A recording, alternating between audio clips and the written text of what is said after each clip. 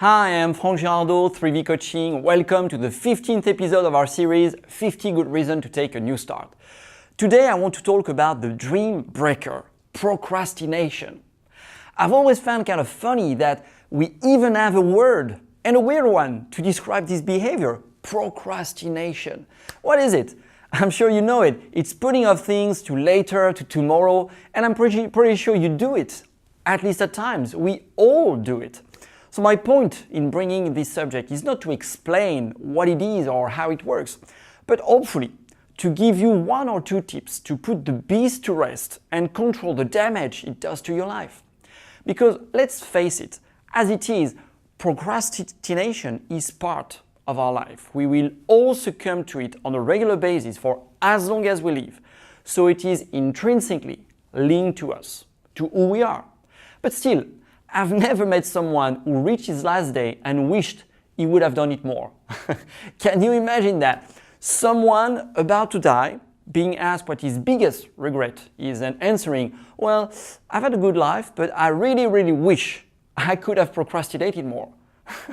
Or even better, someone about to die and announcing to his relatives gathered around him, well, I know I'm supposed to die today, but having been a great procrastinator all my life, I think I will do it tomorrow instead. Well, we can joke about it, and we can accept the fact that it is indeed part of our natural behavior and that it would be vain to aim at completely eradicating it from our lives. But it also remains true that not keeping some form of control over it can just turn your life into a nightmare. I love this quote from Olin Miller. It says, "If you want to make an easy job seem mighty hard, just keep putting off doing it." That sums it up quite well. The biggest killer is not putting off the big and scary stuff.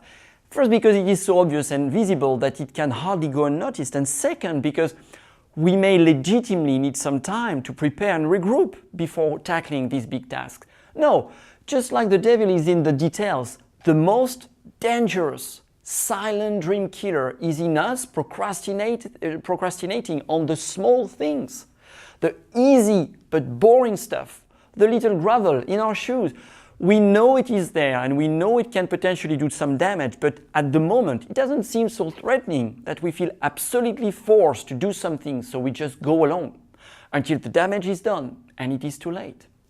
And let's just talk about the damage here, because there are two kinds of damage, or two levels, I should say. The first level is the obvious one. We have something to do, we don't do it. We get caught up and we have to face the direct consequence of not having done it. That's bad, but we kind of deal with it. It just takes us more time, more energy, and very often more money to do it later than it would have taken to do it in time. But hey, we're not machines, so we finally do it and we think we're even. Well, not exactly, because even if somehow we manage to catch up and get apparently back on track, there is another level of damage that has been done and that can easily go unnoticed. And that is the damage done to our self-esteem.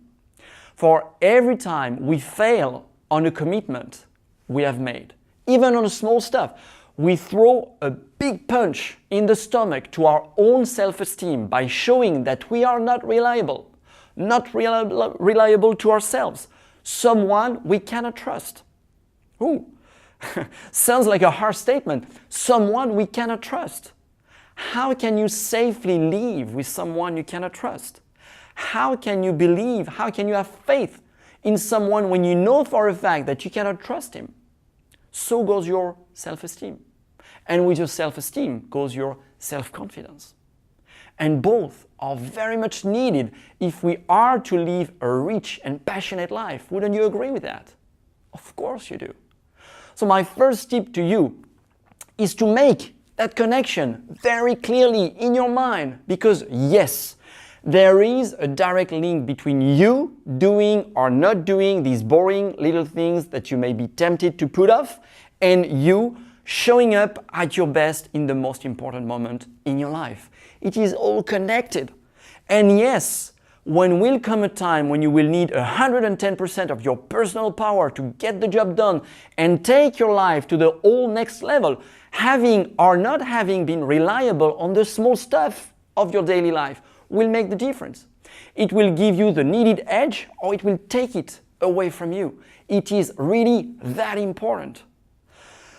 Learning how to be in the moment is also a great help when it comes to fight procrastination, but I will come back to this one in another video. For now, my second tip is this. Nothing feels better than having got the job done. What this affirmation does is to allow you to swap the instant pleasure of not doing it against the other, but bigger, instant pleasure of doing it. I call it outsmarting procrastination. Pretty cool skill to learn and quite useful too. What you do is you acknowledge that you want to avoid the pain of doing it and would rather indulge in the pleasure of not doing it or doing something else instead. You acknowledge that and you offer a better alternative. Rather than going against it, saying, you must do it, you have to do it, you are offering a better alternative by saying, I know you want some pleasure, I know you want to avoid pain, I know you don't want to do it. But the truth is that the best way to actually avoid pain and to actually gain pleasure is to do it and contemplate the job done afterwards, rather than letting the task uncompleted and have to deal with all the consequences and the guilt of not having done it. I can tell you that it is the kind of deal that your subconscious mind will love. It's clearly part of the art of negotiating with yourself, instead of trying to force yourself to do things you don't feel inclined to do naturally. Try it. You'll see it will do wonder. So, finding ways to fight, or even better, to outsmart procrastination and learning how to effectively negotiate with yourself to get the job, small or big, done in time in your life, that is indeed a very good reason to take a new start. If you have any particular issues that you would want me to develop in these videos, or if you have some personal stuff that you want some tips on, feel free to contact me directly at coach3vcoaching.com or on the Facebook page at 3V Coaching International. For the rest of this series, I will see you on Friday. Until then, live well, work hard, have fun, and be good.